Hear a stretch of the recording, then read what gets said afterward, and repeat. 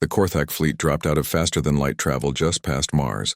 50 massive warships appeared in space like metal mountains. Their dark hulls blocked out stars as they moved toward Earth. Admiral Corvain stood on the bridge of the Starbreaker, watching the blue planet grow larger on his screen. Such a pretty world. It would make a nice addition to the Empire after they removed the current inhabitants. "Open a channel to the planet," he ordered. The message went out on all human communication frequencies. Corvain's voice was cold and hard. "People of Earth, I am Admiral Corvain of the Korthak Empire.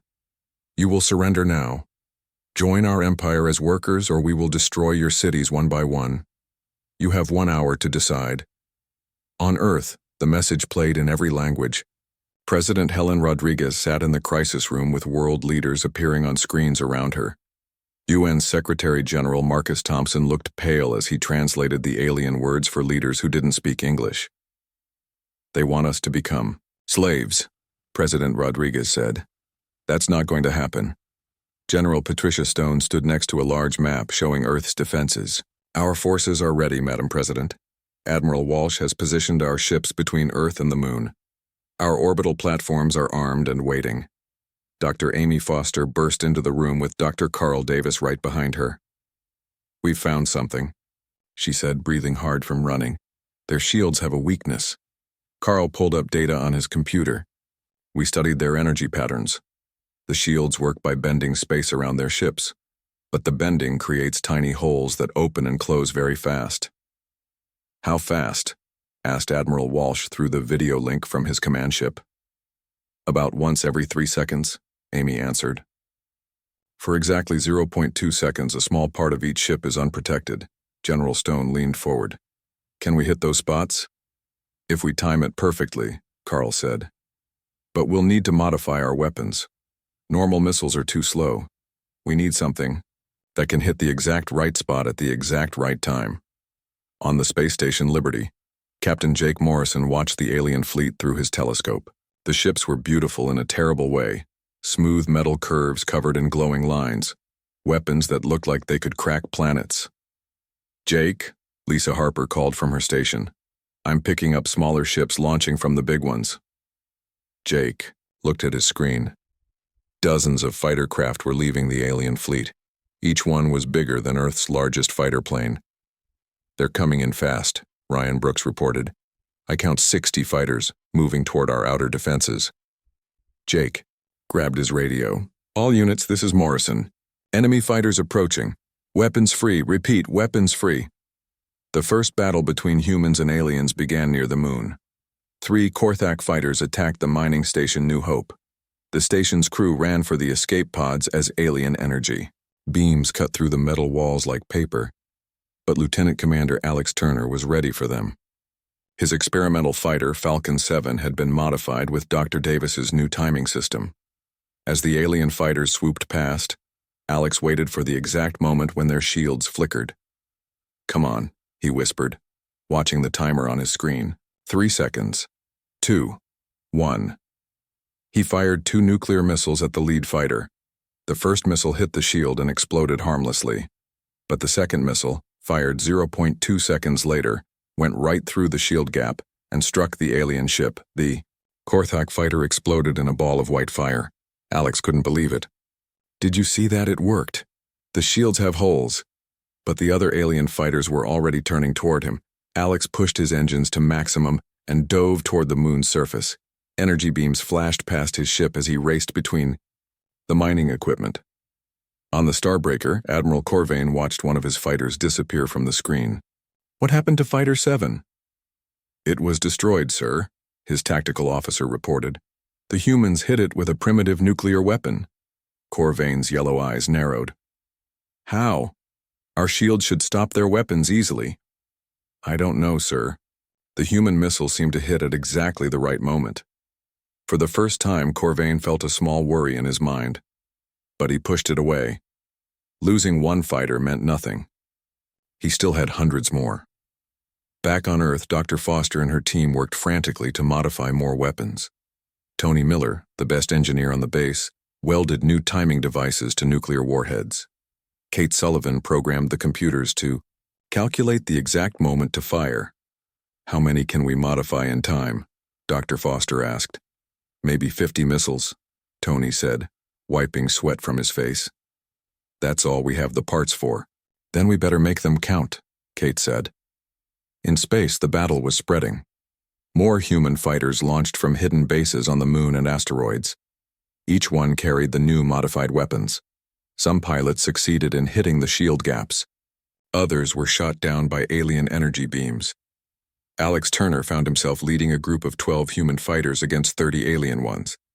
The odds were terrible, but the humans had one advantage. They knew about the shield weakness now. Listen up, Alex said on the radio. Wait for the gap. Fire exactly when your computer tells you. Don't fire early. Don't fire late. The human fighters spread out and attacked from different directions. The alien pilots were confused. Why were the humans waiting so long to shoot? By the time they figured it out, 6 more alien fighters had been destroyed. On Earth, President Rodriguez made a difficult choice. General Stone used the orbital platforms, all of them. High above Earth, 20 weapon platforms turned toward the alien fleet.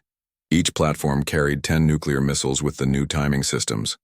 But the platforms were easy targets. Once they fired, the aliens would destroy them. This is Platform Alpha, came a voice over the radio. We're locked. Onto the enemy flagship, firing now. 10 missiles shot out from the platform toward the Starbreaker. The massive alien ship's shields glowed as the first 9 missiles exploded harmlessly against them. But the 10th missile, timed perfectly, slipped through a shield gap and hit the ship's hull. The explosion was small compared to the size of the Starbreaker, but it was the first time in 1,000 years that any weapon had touched a Korthak flagship. Alarms rang throughout the ship as damage reports came in. Admiral Corvain stared at the hole in his ship's side. It was only 20 feet wide, but it shouldn't exist at all. How is this possible? Captain Zex looked terrified. Sir, they seem to know exactly when our shields are weak. That's impossible, Corvain said. Our shield technology is 1,000 years ahead of theirs. But more human missiles were already on the way. Platform after platform fired at the alien fleet. Most missiles were stopped by the shields, but enough got through to damage several ships. The alien fighters rushed back to protect their motherships, but the humans had already proven their point. Earth would not surrender easily. Dr. Davis burst into the command center with new information. I've been studying their weapons, he said. Their energy beams work differently than we thought. We can build defenses against them. How long? Asked General Stone. Give me 6 hours and every factory on Earth, Carl said. President Rodriguez didn't hesitate. You have whatever you need. As the first day of battle ended, both sides had learned important lessons. The aliens discovered that human weapons could hurt them. The humans learned that they could fight back against impossible odds, but Admiral Corvain was far from defeated. He had lost 12 fighters and taken minor damage to 3 ships. The humans had lost half their space-based defenses and most of their fighters. Prepare the main guns, Corvain ordered. Tomorrow, we will show these primitives what real power looks like. But in the depths of space, the Watchers continued to observe. One ancient being spoke to another through thought alone. The humans learn quickly. Yes, and they do not fear death. This will not end as the Korthak expect. On Earth, Jake Morrison looked out at the stars where alien ships waited. His team had fought bravely, but tomorrow would bring a bigger battle. He thought about calling his wife, but the communication lines were needed for military traffic. Instead, he turned to his team. Lisa was working on new sensor arrays. Ryan was planning defense strategies. Everyone looked tired but determined. Get some rest, Jake told them. Tomorrow we show these aliens what humans are really made of. Outside, factories across Earth worked through the night. Workers who had been making cars yesterday were building weapons today. Scientists who studied medicine were now studying alien technology. Humanity was doing what it did best. When faced with an impossible problem, they adapted. They learned. They fought back. The Korthak Empire was about to learn why the Watchers had warned them to stay away from Earth. The red warning light blinked on the bridge of the massive space station. Admiral Vex Corvain looked at the screen with anger in his yellow eyes. The message came from the Watchers, those old aliens who thought they knew everything about the galaxy. "Do not attack the third planet of the Sol system," the message said. "The beings there are very dangerous. We mark them as extreme hazard. Stay away from Earth." Corvain laughed. His sharp teeth showed as he turned to his officers. "Dangerous? These humans cannot even travel faster than light. They use chemical rockets like children playing with toys." Captain Zex, his second in command, looked worried. "Sir, the Watchers have never been wrong before. Maybe we should listen." "No." Corvain slammed his fist on the metal table. "The Korthak Empire fears no one. We have conquered 12 star systems. Our weapons can destroy planets. What can these primitives do to us?" The Empire needed Earth's resources. Their own worlds were running out of rare metals. Earth had everything they needed. The humans would surrender quickly or they would die. Far away on the blue planet called Earth, Captain Jake Morrison sat in his chair at the Space Defense Center. Red numbers flashed on his computer screen. Something big was moving past the outer planets. "Lisa, are you seeing this?" he asked the woman at the next station. Lisa Harper looked at her own screen. Her face went pale. "Those energy readings are impossible, Jake. Nothing we know can make signals that strong." Ryan Brooks, their best analyst, ran over to them. "Captain, I've run the numbers 3 times. There are at least 50 objects out there. They're huge. Each one is bigger than our largest space station." Jake felt his stomach drop. In all his years with the International Space Defense Force, he had never seen anything like this. "Get me Dr. Foster on the phone. Now." 20 minutes later, Dr. Amy Foster arrived at the base. She was Earth's top expert on the possibility of alien life. Her hands shook as she looked at the data. "This is it," she whispered. "First contact, and they're not coming to say hello." Dr. Carl Davis joined them an hour later. The physicist studied the energy patterns on the screen. "These readings show technology we can only dream about. Their ships use some kind of space-folding drive. Their weapons. I don't even know what their weapons are." Jake looked out the window at the night sky. Somewhere out there, alien ships were coming toward Earth. "How long do we have?" "At their current speed, maybe 2 days," Carl said. In space, Admiral Corvain stood on the bridge of his flagship, the Starbreaker. The massive ship was 3 miles long and carried enough firepower to crack a moon. Around him, 49 other ships moved in perfect formation. "Sir, we're entering the system now," reported his navigation officer. Corvain smiled. Soon, this would all be over. The humans would see his fleet and give up immediately. It always happened that way. No primitive species ever fought the Korthak. "Empire and 1. Send a probe ahead," he ordered. "I want to see what we're dealing with." The probe shot forward, moving faster than light. It reached Earth's area in minutes and sent back pictures. Corvain saw a blue and green world covered in cities. Millions of humans lived on the surface. Small space stations orbited the planet. "Look at this," Corvain said to his officers. "They still live on the surface of their world. They have no proper space colonies. Their biggest ships are smaller than our fighters." But one thing bothered him. The probe detected thousands of satellites around Earth. Some were for communication, others for watching the weather, but many were military satellites with weapons. "Sir," said Captain Zex, "they have a lot of weapons in space." "Primitive weapons," Corvain said. "Nuclear missiles and simple lasers. Our shields will stop everything they have." On Earth, the world's leaders met in emergency session. President Helen Rodriguez spoke to the United Nations through a video link. Every country's leader watched as the evidence was presented. "The objects are definitely alien ships," Dr. Foster told them. "They're approaching from the outer system. We estimate they'll reach Earth in 36 hours. UN Secretary General Marcus Thompson asked the question everyone feared. "Are they hostile?" Jake Morrison answered. "Sir, any species that approaches a planet with 50 warships is not coming in peace." General Patricia Stone, head of Earth's combined military forces, spoke next. Our space-based weapons are online. We have nuclear missiles on the moon and laser platforms in orbit.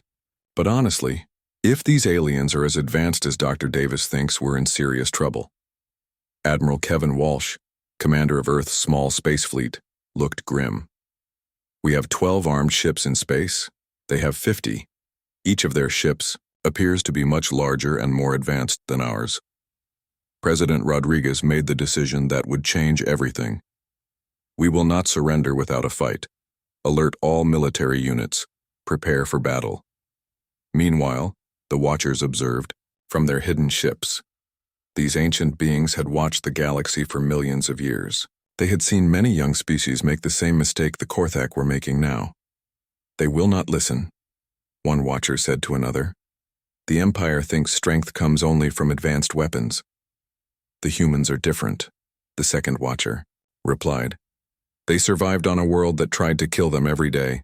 Ice ages, volcanoes, asteroid impacts. They adapted to everything. Yes. And now the Korthak will learn what we already know. Never attack a species that sees every problem as something to solve. On the Starbreaker, Admiral Corvain received final reports from his scouts. The human defenses were weaker than he had thought. A few space stations, some missiles, basic laser, weapons. This would be over in hours. Prepare the fleet for battle, he ordered. We attack as soon as we reach the inner system.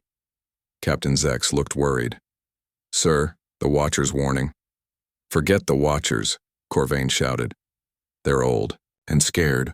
We are the future of this galaxy. But deep in the Starbreaker's computer systems, something else was happening. The ship's artificial intelligence had been quietly studying human communications. What it found made it send an urgent message to Admiral Corvain. The message was ignored. Corvain was too busy planning his easy victory. On Earth, Captain Morrison watched the alien fleet approach on his screens. His team worked around the clock preparing Earth's defenses. They all knew the odds were against them.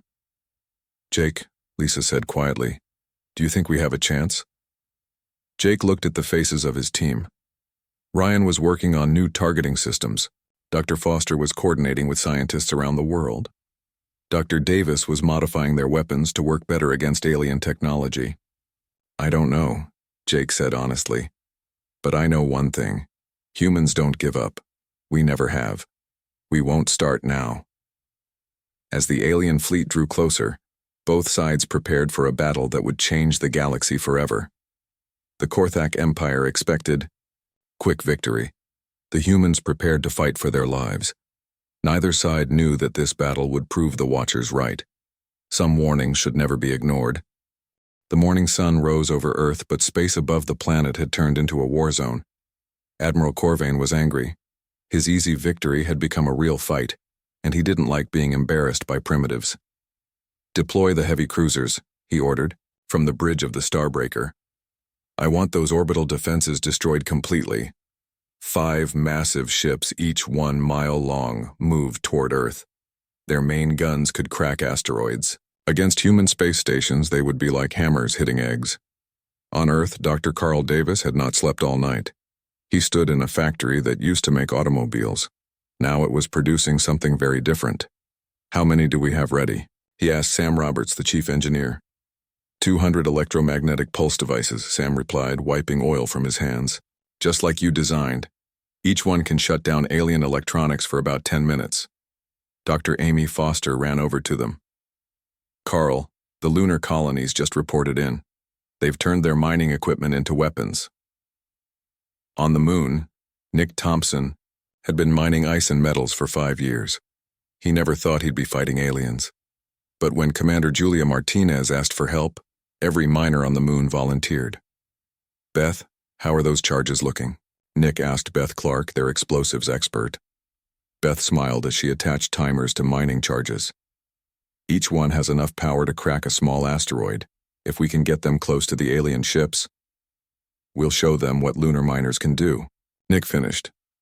Back on Earth, Captain Jake Morrison had been promoted to Admiral overnight. He now commanded all of Earth's remaining space forces from Liberty Station. It wasn't much, 8 fighters and 2 patrol ships, but it was what they had. Admiral, Lisa Harper called from her station. The alien heavy cruisers are moving into bombardment range. Jake looked at the tactical display.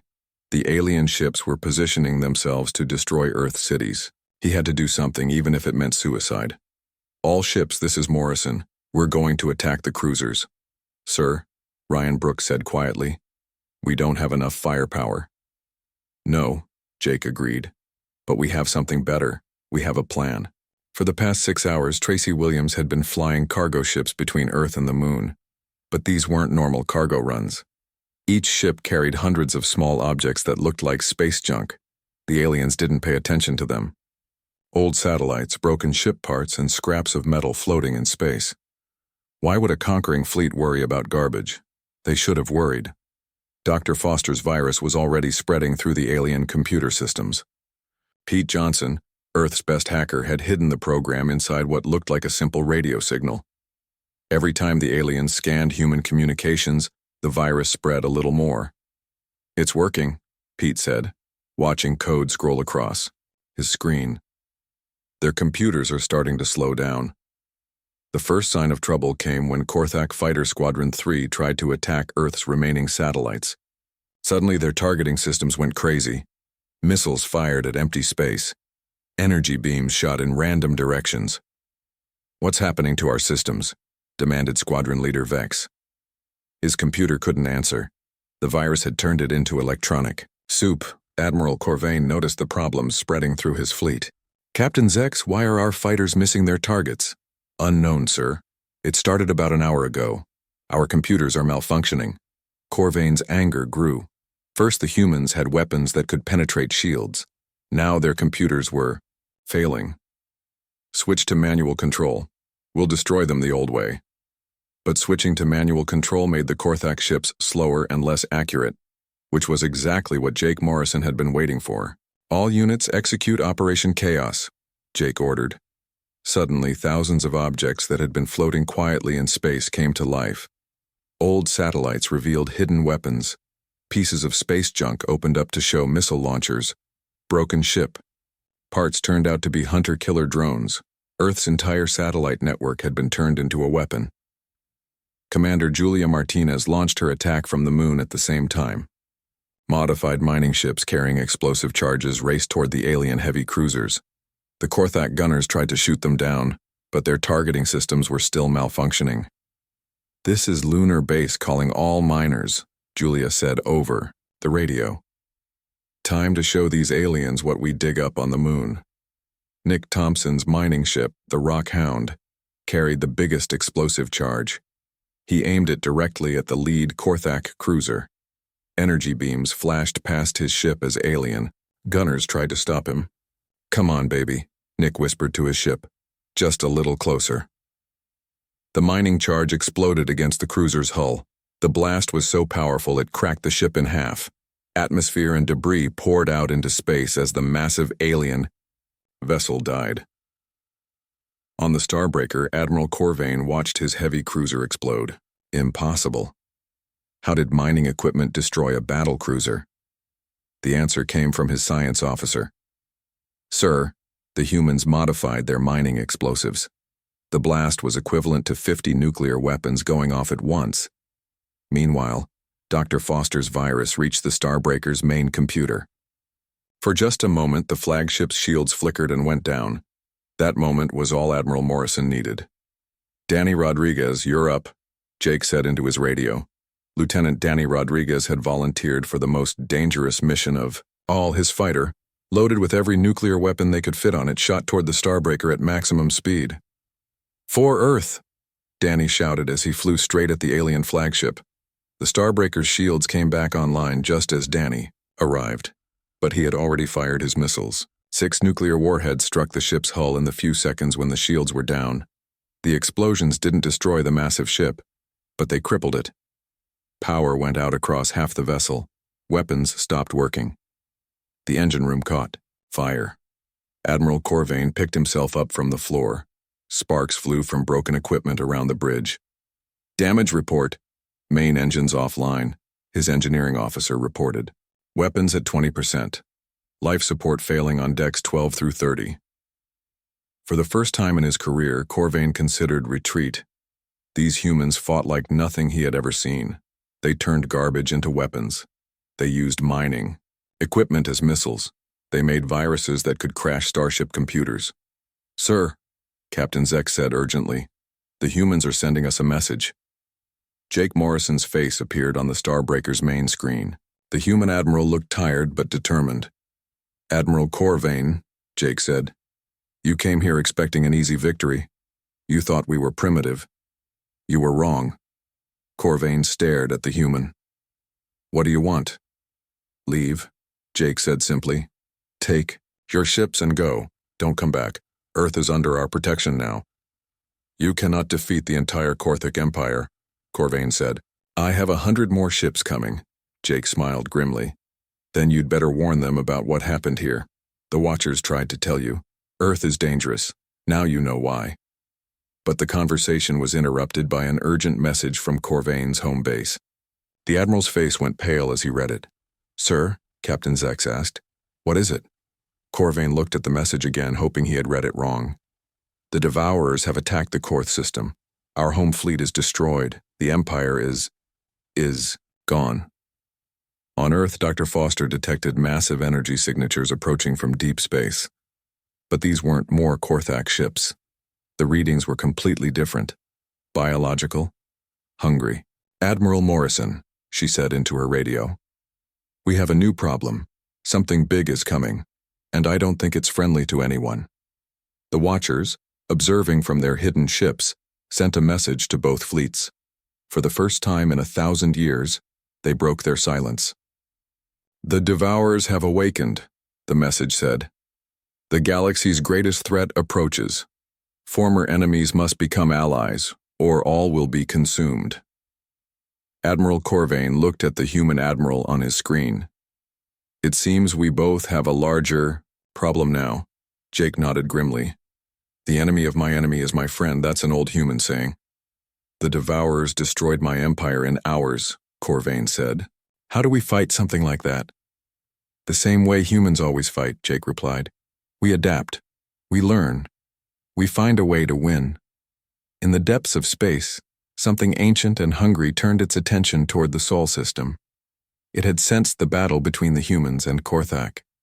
Fresh civilizations meant fresh feeding. The Devourers were coming.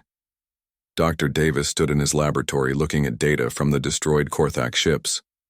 Human engineers were already studying alien technology, learning how it worked, figuring out how to make it better. "Sam," he said to the engineer, "how long to reverse engineer their shield technology?" "Give me a week," Sam Roberts replied. "Maybe less if we can get some Korthak engineers to help us." On the Starbreaker, Admiral Corvain made the hardest decision of his military career. "Captain Zex, prepare a shuttle. I'm going to Earth." "Sir, are you surrendering?" "No," Corvain said, watching the human ships on his screen. "I'm going to ask these primitives to save the galaxy." The first battle was over. Humans had proven they could fight advanced aliens and win. But the real war was just beginning. In the distance, the Devourers continued their approach. They had consumed 1,000 civilizations. They had never met a species like humanity. Admiral Corvain's shuttle landed at the new Geneva Space Center 3 days after the battle. He stepped out onto human soil for the first time, his yellow eyes taking in everything. The gravity was lighter than his home world. The air smelled different. But what surprised him most was how quickly the humans had cleaned up the battle damage. Admiral Jake Morrison waited for him with a small group of humans. No weapons, no guards, just scientists and engineers eager to talk. "Welcome to Earth," Jake said, extending his hand in the human greeting. Corvain looked at the hand for a moment, then shook it. The human's grip was firm but not threatening. "Your planet is not what I expected." Dr. Amy Foster stepped forward. "Admiral Corvain, we need to talk about the Devourers. Our deep space sensors are picking up massive energy signatures. How much time do we have?" 3 weeks, maybe 4, Corvain replied. "They move slowly between star systems, but once they arrive..." He didn't finish the sentence. Dr. Carl Davis led them to a conference room where Korthak technology was displayed. On tables, human engineers had already taken apart alien weapons and shield generators. "We've learned a lot from your ships," Carl said, "but we need to understand how the Devourers fight." Corvain sat down heavily. For the first time, he looked old and tired. The Devourers are not like other species. They don't want territory or resources. They want to consume everything. Every living thing. Every planet. Every star. "How many are there?" asked General Patricia Stone.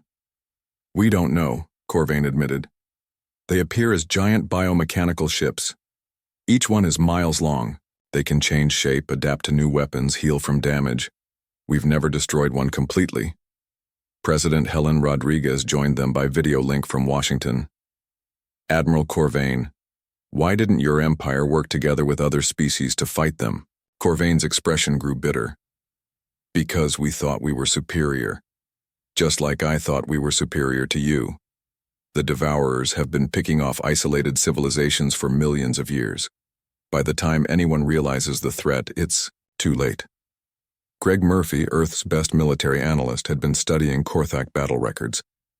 "According to your data, every species fights the Devourers the same way. Big ships, powerful weapons, standard battle tactics, and they all lose." "Yes," Corvain said. "Why?" Jake Morrison smiled grimly. "Because that's how civilized species fight wars. But humans aren't always civilized." Over the next week, an amazing thing happened.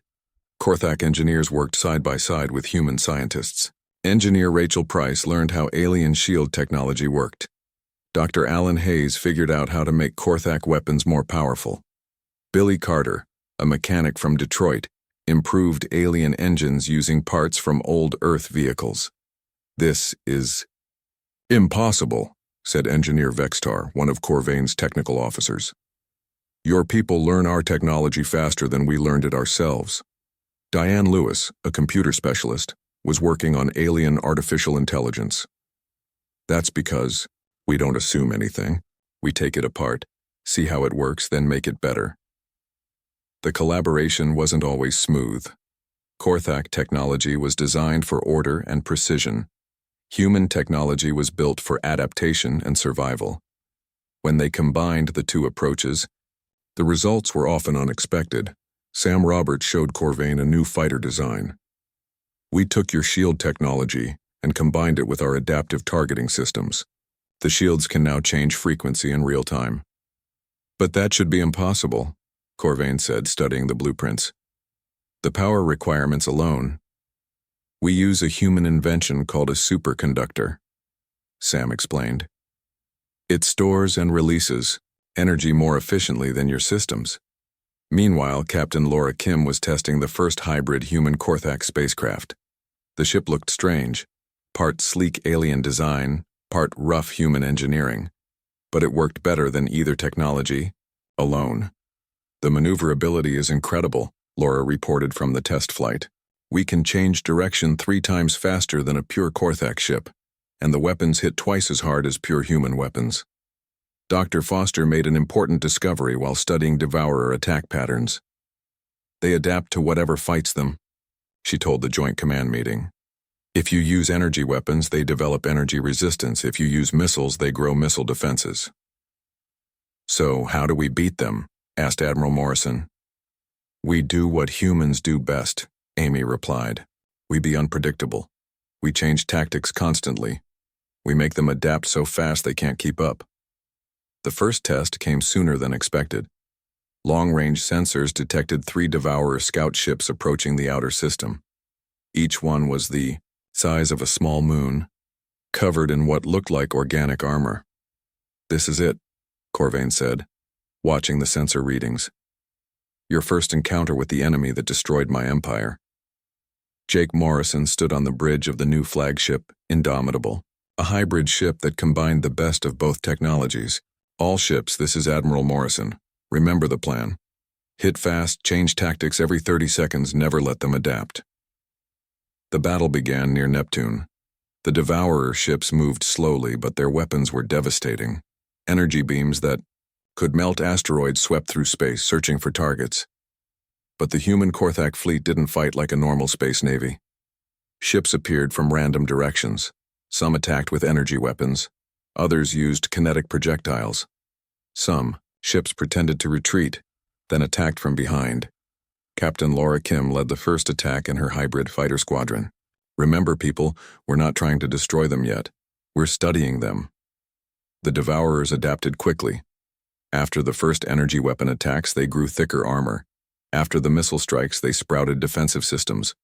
But every time they adapted, the human Korthak ships switched to completely different tactics. They're confused, reported Dr. Foster from the science station. Their biocomputers can't process the rapid changes in our attack patterns. One Devourer ship tried to ram the Indomitable.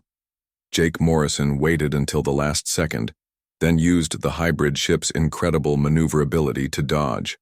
As the alien ship passed by, every weapon on the Indomitable fired at point-blank range. The Devourer ship shuddered but didn't die.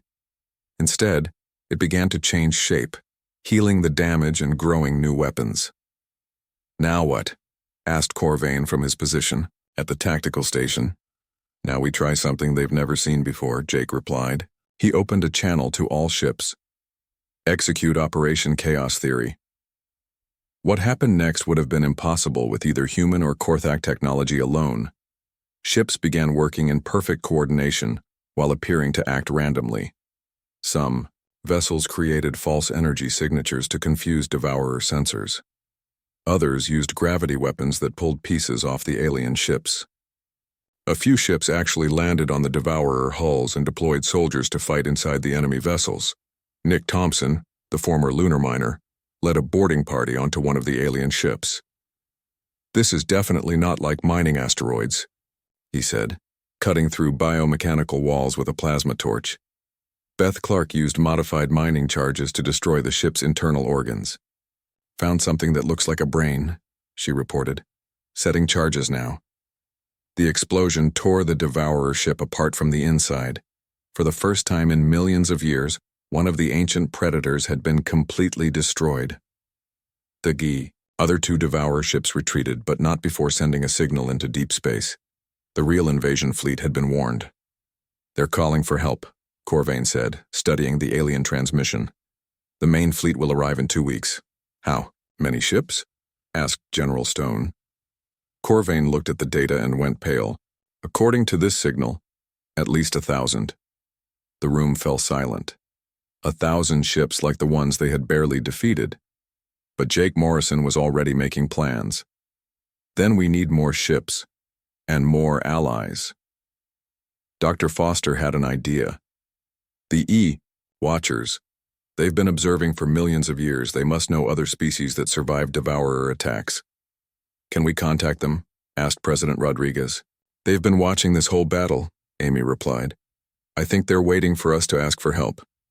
The message went out on all frequencies. "To the Watchers and any other species that can hear this. This is Earth. We've found a way to fight the Devourers. But we need allies. We need everyone who wants to survive." The response came quickly. Not just from the Watchers, but from dozens of species hiding throughout the galaxy. Civilizations that had gone into hiding when the Devourers appeared. Races that had been thought extinct. "This is remarkable," Corvain said, reading the incoming messages. "Species I thought were dead centuries ago. They've all been hiding, waiting." "Waiting for what?" asked Jake. "For someone crazy enough to fight back," Corvain replied. "For someone who could actually win." The Watcher's message was different from the others. Ancient and formal, it carried the weight of millions of years of observation. "People of Earth," it said, "you have done what no species has done before. You have adapted faster than the Devourers can evolve. You have turned chaos into strategy. You have made the impossible seem routine. We formally invite you to lead the Galactic Defense Alliance. Will you accept?" President Rodriguez looked around the room at aliens and humans working together, at technology that shouldn't exist being built by people who refused to accept limits, at plans being made to fight an enemy that had never been defeated. 2 weeks after the first Devourer attack, Earth looked completely different. The planet had become the center of the largest construction project in galactic history. Alien ships from 47 different species filled the skies. Space stations grew around Earth like metal flowers. Admiral Jake Morrison stood on the bridge of the Indomitable, watching ships arrive from across the galaxy. Each species brought their own technology, their own fighting styles, their own hopes for survival. How many ships do we have now? He asked Lisa Harper. 1,200 and counting, she replied. But Admiral, most of these crews have never worked together before. Some of these species have been enemies for centuries. Jake nodded. That was the biggest challenge. Building a fleet was one thing. Making it work together was something else, entirely. Dr. Amy Foster had been working around the clock with alien scientists. The diversity was amazing. The crystalline collective thought in mathematics. The void swimmers moved through space like fish through water. The Iron Brotherhood built machines that could think. Each species has adapted to fight the Devourers in their own way, Amy explained to the command meeting. But they all failed because they fought alone. Admiral Corvain, now serving as the Alliance's tactical advisor, agreed. The Devourers are experts at adapting to single fighting styles, but they've never faced a coordinated assault using dozens of different technologies. Dr. Carl Davis had been working on the most ambitious project of all, combining technologies from 47 different species into weapons the universe had never seen. We've created something new, he announced. Multi-phase weapons that change their attack method every few seconds. Tony Miller, the engineer, demonstrated the new weapon. It starts as an energy beam, becomes a kinetic projectile halfway to the target, then turns into a gravity pulse on impact. The Devourers can't adapt because it's never the same weapon, twice. But the real breakthrough came from an unexpected source. Billy Carter, the mechanic from Detroit, had been working with a void swimmer engineer named Fluxera. Together, they discovered something amazing. The Devourers aren't just biomechanical, Billy explained. They're actually corrupted versions of other species. Each one used to be something else before the Devourers consumed and changed them. Fluxera, speaking through a translation device, added more. This means they still have traces of their original programming. We can use that against them. Kate Sullivan, the programmer, understood immediately. We can write a virus that reverses the corruption process, turn them back into what they used to be. Is that possible? Asked President Rodriguez from Earth. Dr. Foster looked at the data. It's never been tried, but if it works, we might not have to destroy them. We might be able to cure them. The Devourer main fleet arrived exactly when expected. 1,000. Massive ships dropped out of faster-than-light travel beyond Pluto. Each ship was unique, showing the corrupted remains of different species. Some looked like twisted versions of the Korthak Empire's vessels. Others resembled ships from civilizations that had been dead for millions of years. My God, whispered Commander Julia Martinez from her ship near Jupiter. They're all people. All those ships used to be someone's home fleet. The Devourer fleet began its approach to Earth, but this time they faced something they had never encountered before. An alliance of every surviving species in the galaxy, working together with tactics they couldn't predict. The battle began in the asteroid belt. Captain Laura Kim led the first wave, a mixed squadron of human, Korthak, and crystalline ships. Each pilot was ready to try Kate Sullivan's new virus. Remember, Laura said over the radio, we're not just fighting to destroy them, we're fighting to save them. The first Devourer ship they encountered had once been a beautiful vessel from the Singing Stars civilization. Now it was a twisted mass of biomechanical horror, covered in weapons and hungry for destruction. Laura's ship fired the virus directly into the Devourer's communication system. For a moment, nothing happened. Then the enemy ship stopped moving. Its weapons powered down. The organic corruption began to peel away like old paint. What emerged was a damaged but recognizable Singing Stars vessel. Its crew, trapped in biomechanical pods for thousands of years, began to wake up. It worked, Laura shouted. The virus is reversing the corruption. But not all the Devourers could be saved. Some had been corrupted for too long. Others fought, back against the virus, choosing to remain what they had become. The battle became a complex mix of saving some enemies while destroying others. Admiral Morrison commanded the main fleet from the Indomitable. Around him, officers from dozens of species worked together as if they had trained for years instead of weeks. Korthak Squadron 7, use energy weapons on the left flank, he ordered. Void swimmers, phase through their shields and plant charges. Iron Brotherhood, keep their heavy weapons busy. The diversity of tactics confused the Devourers completely. Every time they adapted to one type of attack, 3 new types hit them from different directions. Ships that could become invisible attacked alongside vessels that could phase through solid matter. Energy beings fought next to mechanical constructs. But the Devourers had one advantage: sheer numbers. For every ship the Alliance saved or destroyed, 2 more took its place. "Admiral," reported Ryan Brooks from the tactical station, "we're being overwhelmed. They have too many ships." That's when the Watchers finally joined the battle. Ancient vessels that looked like living starlight appeared throughout the system. The Watchers had been observing for millions of years, but now they fought with weapons that could reshape reality itself. "This is Elder Seer of the Watchers," came a voice that seemed to speak directly into everyone's mind. "We have watched the galaxy die piece by piece. Today we fight for its rebirth." The tide of battle began to turn. Watcher ships used time distortion weapons to slow down Devourer attacks.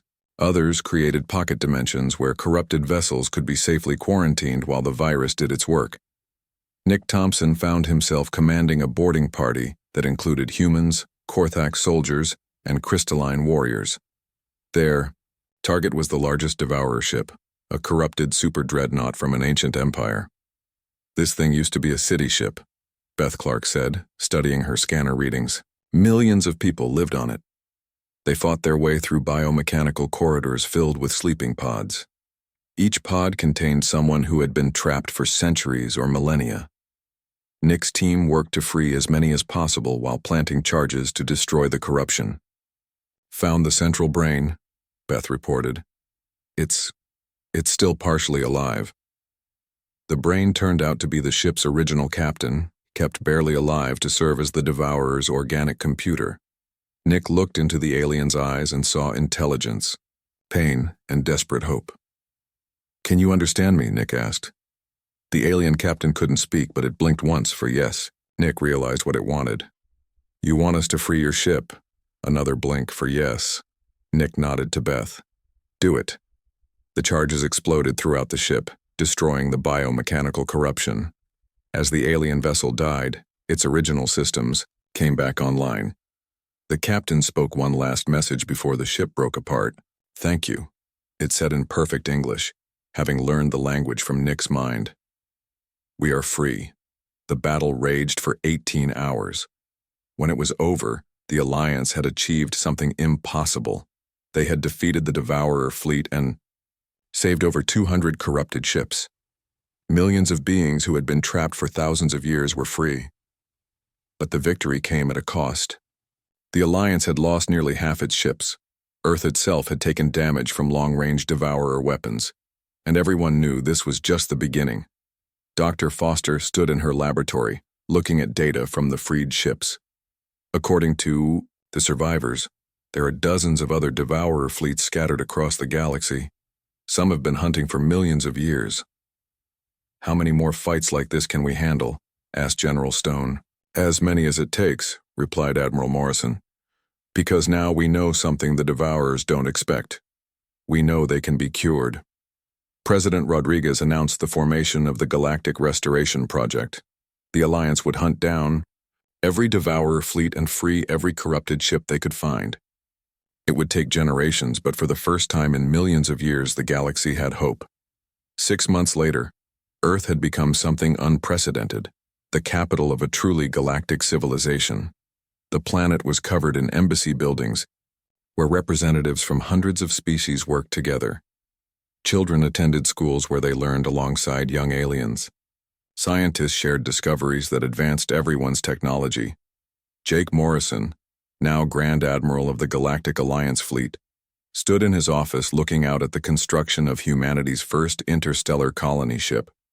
The vessel would carry a mixed crew to establish new worlds where all species could live together. "Hard to believe how much has changed," said Admiral Corvain, who now served as Jake's second in command. "The humans have a saying," Jake replied. "Crisis creates opportunity. We turned the end of the galaxy into its new beginning." Dr. Foster entered with her daily report. "The Restoration Fleet liberated another Devourer group yesterday. We're up to 1,500 freed ships and counting.